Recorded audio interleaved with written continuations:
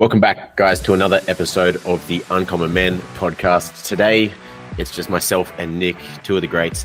Today, we're going to dive into the sustainable success matrix, how you can have success that lasts a lifetime without feeling like you're just chasing the end of that tunnel that you never really get to, or maybe you find that success and you don't feel as fulfilled as you thought you would, or maybe in the pursuit of that success, you get burnt out along the way, you kind of lose your way, you lose your values, and you kind of get to that point of, what the hell am I doing this for?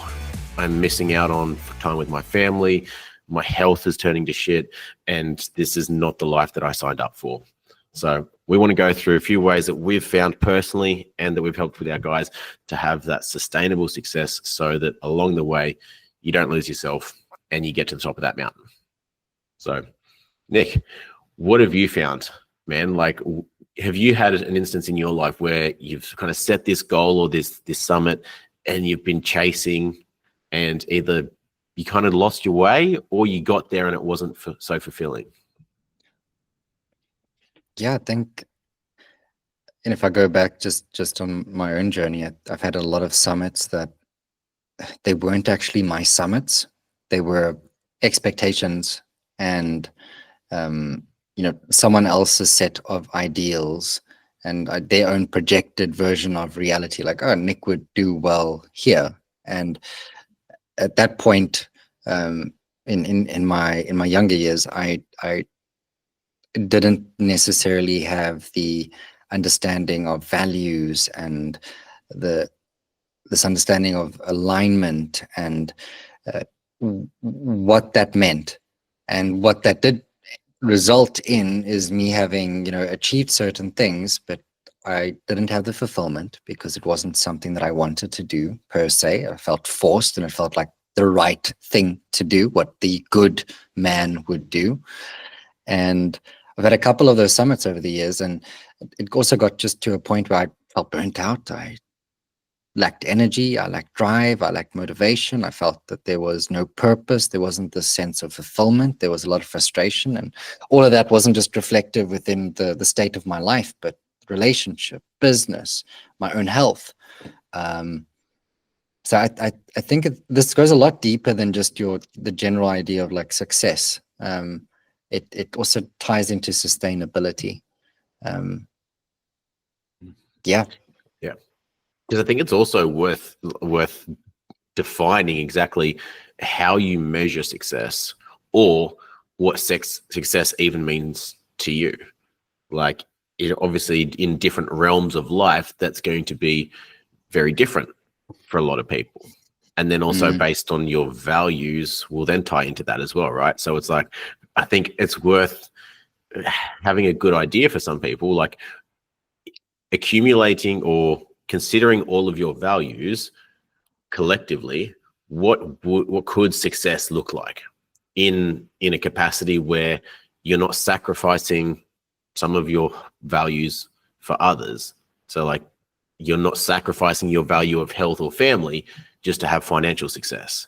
You're not sacrificing the financial success or the business just to spend more time with your family and have better health.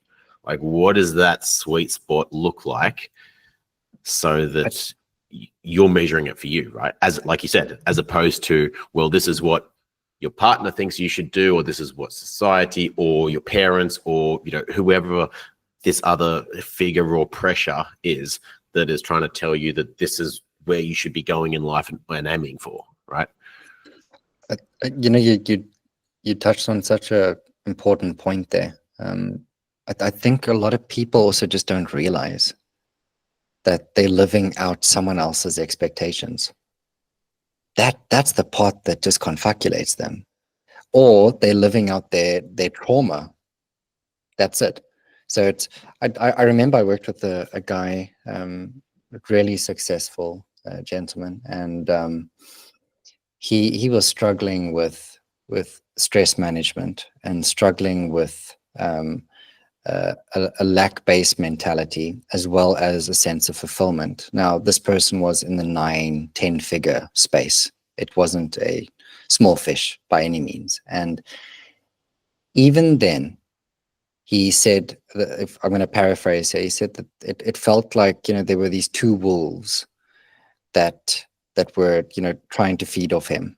And the one had all these expectations and this all these things that he didn't have when growing up, and he had to step into the space of being the eldest and even a provider in his household at a young age. And there was fear, there was a lack of certainty, there was a lack of safety. And as a child, to move into a space where you're having to essentially be one of the breadwinners, that's a very messy situation to be in. And then on the other side, he also then realized, like, fuck, like, you've done it. Like, you're in a space of safety.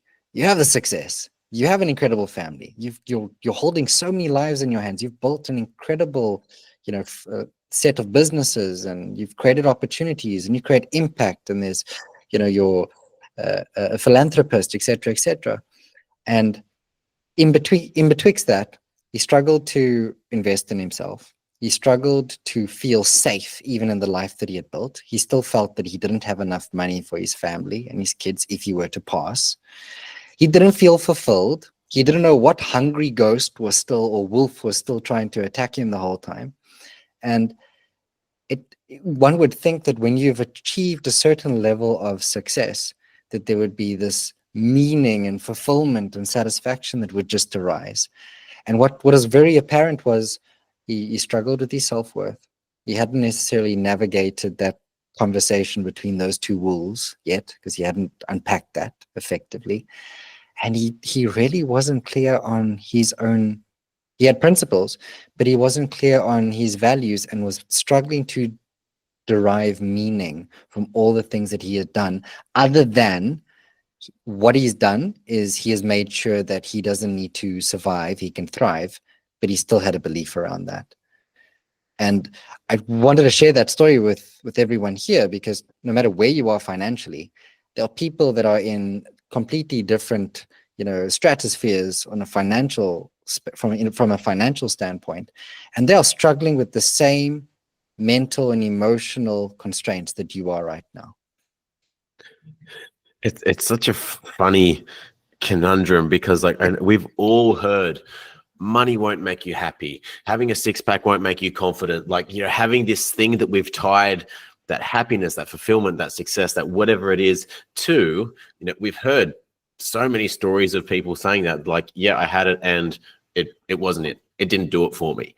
But there's still that part of our brain that's let me achieve it, and then let me decide for myself, right? Let me see once I've got multi-millions of dollars in the bank account, and I'll make that decision for myself, right? And so how does that story end? How did he get to a point of finding that fulfillment, or finding that balance? To be honest, I think maybe to a degree. I think there was that whole, it's like you said, you feel like you might have to sacrifice certain things to attain certain things, like that balance. Like, work-life balance is a complete fucking myth. You every day the balance is slightly different. It's going to be focused on, what is it that you are needing or desiring in that moment in time. So it might be 30% family today, but 70% family tomorrow, or whatever the case is. So that idea of where you can just say, oh, you're going to get this percentage of my day, you're going to get a little bit of, life is going to happen, man. And you can't plan life. Life is just going to do what life does, but you can allow yourself to be present in that experience. I think he found more presence with how he was living. He received what he could receive. And he did seem to be in a better space when we had stopped working together. But I think that the big shift that he had made was he no longer found that he was living in the future and projecting these chaotic scenarios of everything has just gone to shit. And he no longer found himself living in the past to the same degree. He was able to find himself more in where he was in that moment and step back into flow. And if he did, venture onto the other side of the riverbank, he would find his way back into the current and get back into the natural flow of things. And that gave him more capacity and actually allowed him to heal to a degree. So obviously I can't exactly measure that, but he seemed to be better off and more content with himself, which I think everyone looks for in some way, shape, or form. I think that fulfillment, like just purely by being present, changes as massively. Because, like you said, especially in that story, or sorry, that example, when we're so often focused on the future and on that chasm, on that huge gap between where we are and where we want to be, which is like never ending, right? Like I think it was a Alex Hormozy quote, or maybe it was like, maybe he shared the quote, but it was something along the lines of, things that you have today, you once said would make you happy. And you're still saying that there's these things in the future that will make you happy, that will, when this happens, you'll have more time for your family, or when this happens, you'll start to prioritize your health, or these markers. Yes. And then you achieve that, and like, I can't stop now. There's this next thing I need to do. I just need to get that business, the hire that next person, or get the business to this next level. I just need to wait till we have, get this deal over the line, or just to this next level, or to this next month, or whatever it is. And it's always that next piece, but there's never that almost like gratitude and presence of, okay, like it's awesome to be pushing for like where we want to go in the future, but like at what point do you enjoy the journey aspect as opposed to just being solely focused on the destination?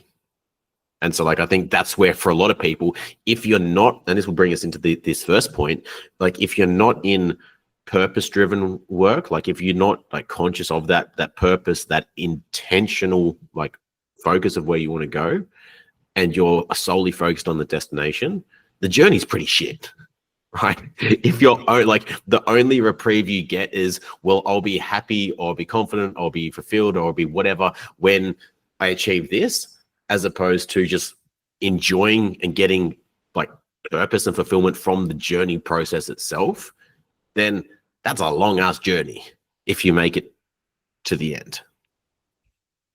And the thing is, you end up missing the journey.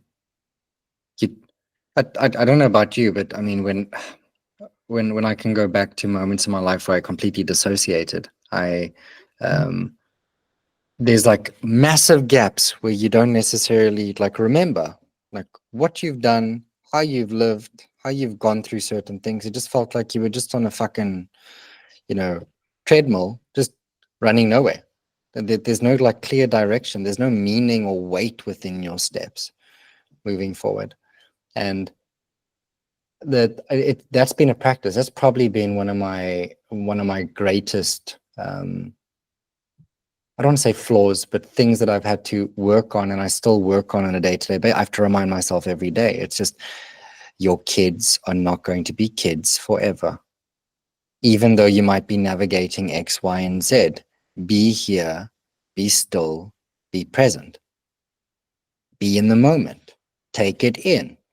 Take in the temper tantrum. Take in the laughs. Take in the spilt milk. Take in the giggles, take in the whatever you need to take it in, because that's where life is happening. It's not it hasn't happened.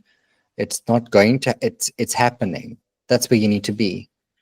And the more I do that, the less cortisol I find is running through my system, and there's just more ease, and there's more space and capacity. And that ripples into all areas of my life. But when I'm not, and I forget, oh goodness, then I find myself on a different riverbank. I find myself in a different boat. I'm capsized. I'm upside down. I can't lose any more hair at this point. But for everyone I'm listening, in a dried up river, well out of the banks, and just going like, how did I get here? But it is that. And then it's like, oh shit. And you feel the misalignment. Yeah. And then you feel like, fuck, I'm not in line with my values. I'm not enjoying what I'm doing. Like, why the fuck am I doing this? And what I'm doing, I'm also being completely ineffective within this process. Like, I'm not showing up as my best. If I was a world-class athlete and I was competing, which we all are in our own right in different areas of our lives, like, why would I be comfortable competing in this state with this mindset? I need to adjust it to get myself back to where it feels good and it feels congruent. with my values, my principles, and move forward from there. And we're kidding ourselves if we think the people around us do not notice. Like, we can think that we're hiding that, or we're hiding this stress, or we're taking it all on our shoulders on our own. Like, even people that aren't married to such a emotionally in tune, and I guess woman such as yourself, but like, everybody notices. They can tell by the energy that you show up with that something's off. You're stressed, you're not yourself, you're not present, you're all these things. And then it's like night and day when you're in alignment, when you've got that presence, when like shit can hit the fan. And it can be something that maybe, when you're in that stressed out, focusing on everything else but the present moment state, you would have just like instantly at the drop of a pin lost your absolute shit and had a real hard time caging that frustration or that emotion and like handling that from that stoic, controlled masculine that we want to be, versus when you're present, you're just there, and it's like, oh, well, that's not ideal. You crack a joke at it and then you just move on with it, right? It's polar opposites. And so with you saying that, and I just for the individuals listening, at the end of the day, stress is contagious. So when you're not in alignment, you're in a space of duress and stress. Stress is contagious. It's a proven fact. Like your stress, like there's a smell, and you infect your entire family. You infect your entire family unit. So your kids are going to have higher cortisol levels. Your partner is going to have higher cortisol levels. Everyone's going to be on overdrive because you, as the masculine, set the fucking tone for your home and your life. And if you are, lying down half, I don't know, just like fucking being complacent, and you're like, woe is me, and stuck in your victim space, or you're angry and frustrated and you're fighting against life and you're angry at yourself and everyone else, that is going to infect everyone else. So then what do you think your household is going to look and feel like? Is it going to be accommodating and loving and restorative and a nice, warm, fuzzy place for you to lay your head? No, it's not. You're going to have kids that are acting up, and they don't know why they're acting up. They just feel all these weird feelings and they feel heightened, and it's not a natural state. And your wife is going to be, or your partner is going to be in a position where they're like, well, maybe a bit more snappy, or they're just going to be like, let's give this person some space. Yep. And it's like, well, there's this mood, and there's this like overall state, like this dark cloud of despair around you. How, like, in that state, going into like diving into the hermetic principles that Josh touches on, like, you're not going to attract anything exciting and joyful from that state. You're going to be doing the opposite, because like is going to attract like. Yeah. And I had a client, when he first realized that, was like pissed off. He's like, why is it fucking on me? Tell them to sort their own mood out. Like he was like almost shunned that responsibility and that control. It was like, fuck, why is it my problem that she's a moody bitch? Why is it my problem that the kids are acting up and they're just little shits and they just do this? Like, you are the masculine. Like you said, like you are the rock. If you're stable and strong, everybody's standing on even ground, everybody is safe, everybody's happy, everybody's in harmony. If you are crumbling and you're like a volcano going off, everybody's on edge. And so no wonder you're always arguing, the kids are acting up, you never get laid. Like, well, dude in the mirror, number one. Start there. Start there. And here's the thing, it's not about being dissociated. It's just it's about being present and being non-reactive. You're responding. Yes, sometimes things are going to happen and you're going to be triggered. It's natural. Like if your kid's been screaming in your ear for like half an hour and you haven't slept and you maybe haven't had your third cup of coffee.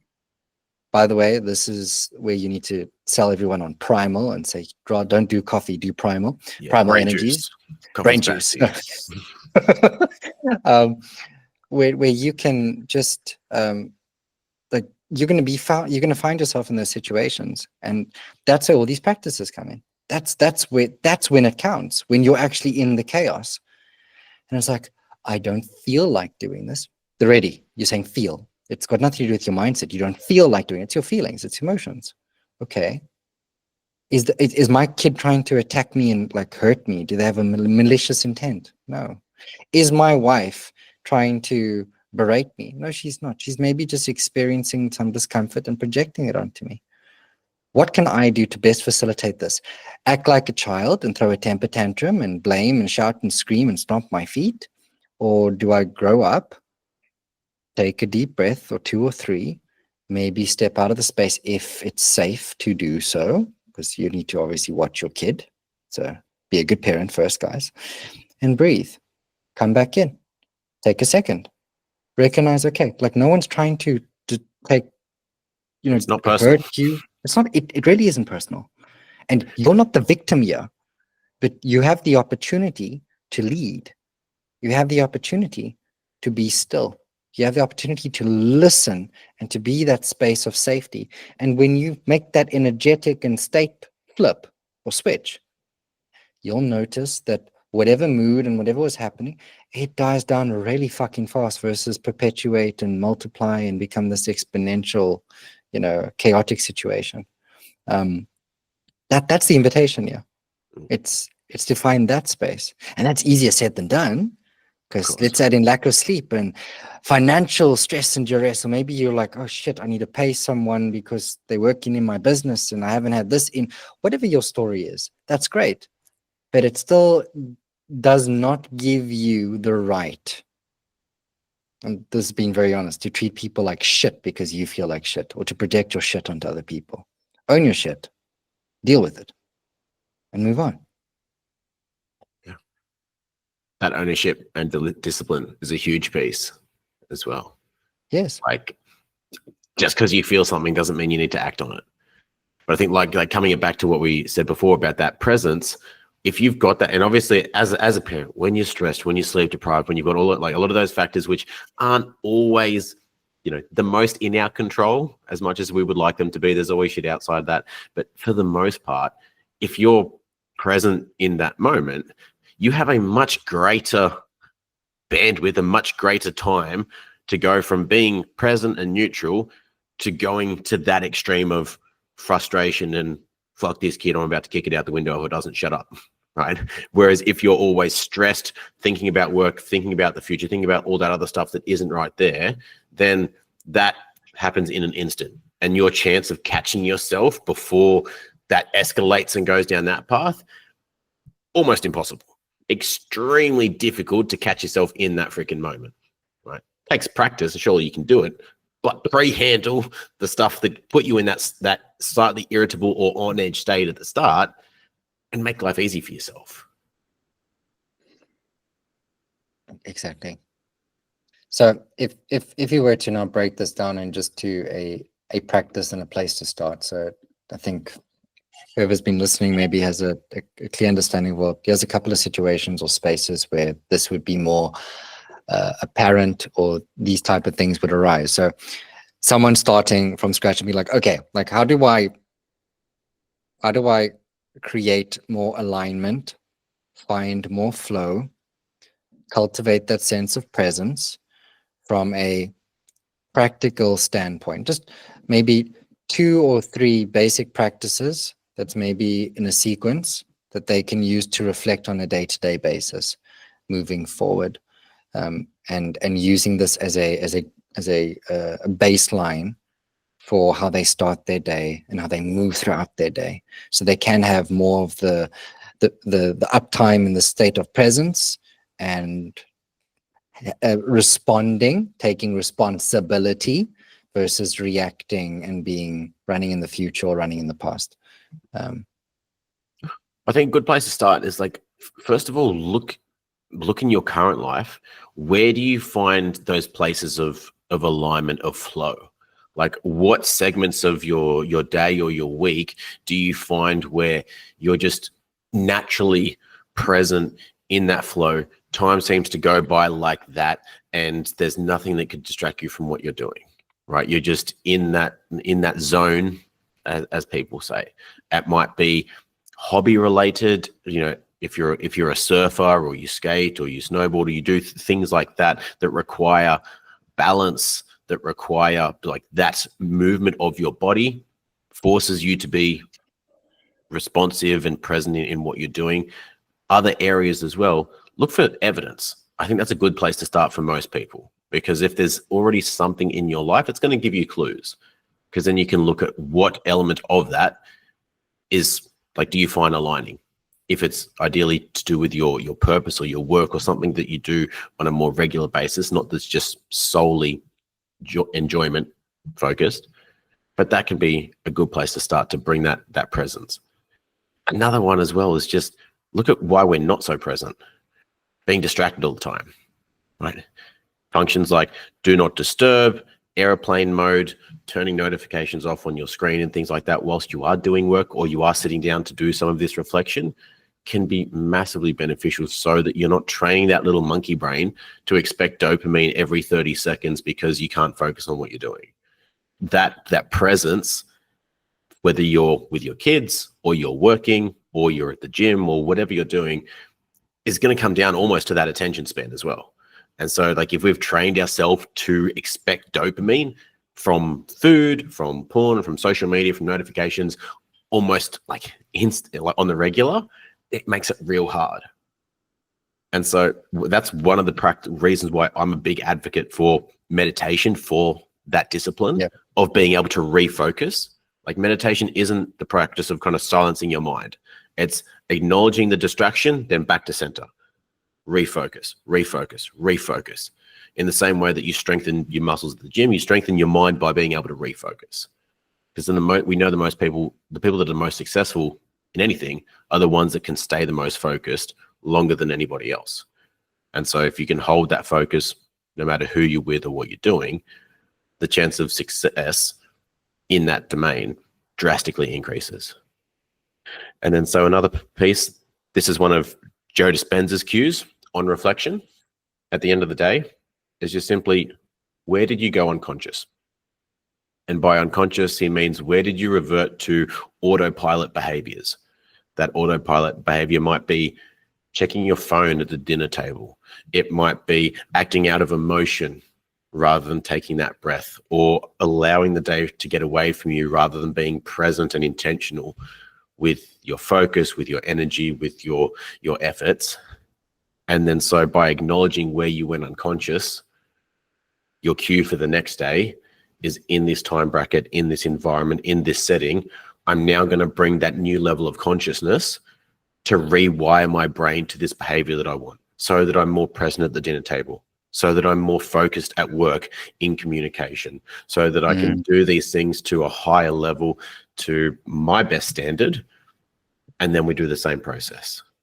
Where did I go unconscious today? And then the aim there is constantly raising the standard of that autopilot behavior, so that we're not just raising the ceiling for our potential and our success and all these things, but we're raising the floor as well. So you get to a point of, even on a day of complete autopilot, I still didn't eat like shit. I still didn't go on a bender. I still didn't spend our life savings. I still didn't react emotionally and act out and do all these things.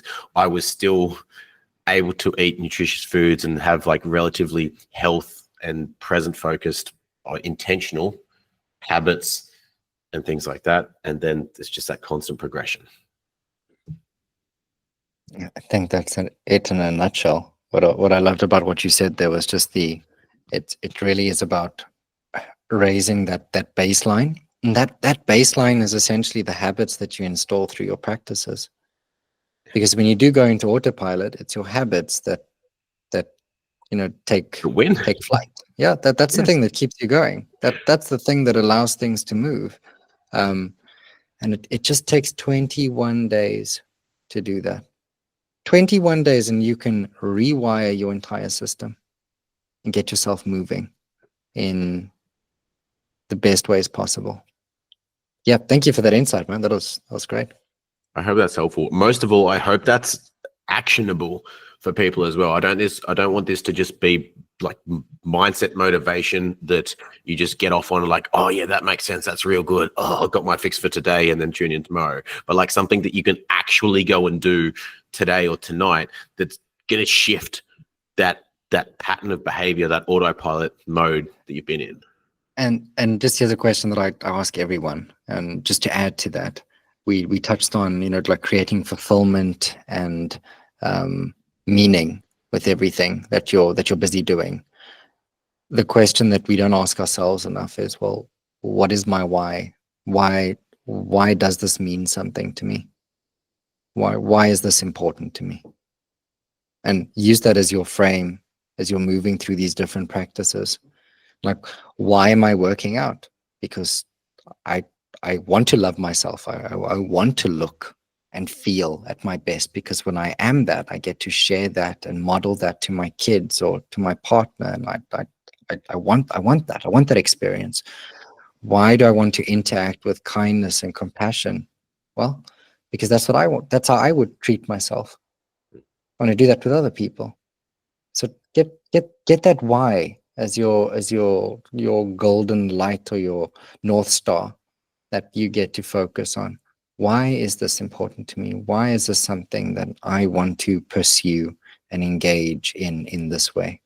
And you'll find more meaning with that. And yes, we can talk about understand your values. That just creates a framework for you. So values are always, it's a really good baseline with everything that we do here. In terms of mental, emotional, physical fitness, mental fitness. But the practice that you've just shared there, Harry, I think that as a baseline is absolutely incredible. Alongside understanding those things that you're doing need to also align with things that mean something to you, or at least start to find the meaning within that. Otherwise, you're not going to want to do it and pursue it. And then that way as well, once you're not so motivated to do it, you have that deeper reason why, because it's super easy to justify why we shouldn't do something. Or I'm doing it because the guys on the podcast said, or because this person on the internet said so, or because my wife said so, or because someone else says I should, but you don't really care about. But if you know why you're doing it, like on that deeper level, then that can be the difference between being able to override that, but I don't feel like it today. Motivation. Yeah, the lack of motivation. Yeah. Yeah. It's like, well, you're the one that said you wanted this. This is like, no one's going to force you to do it. But you got to live with the fact if you do it. Right. Exactly that. So wrap it up there. I hope that's been helpful for you guys.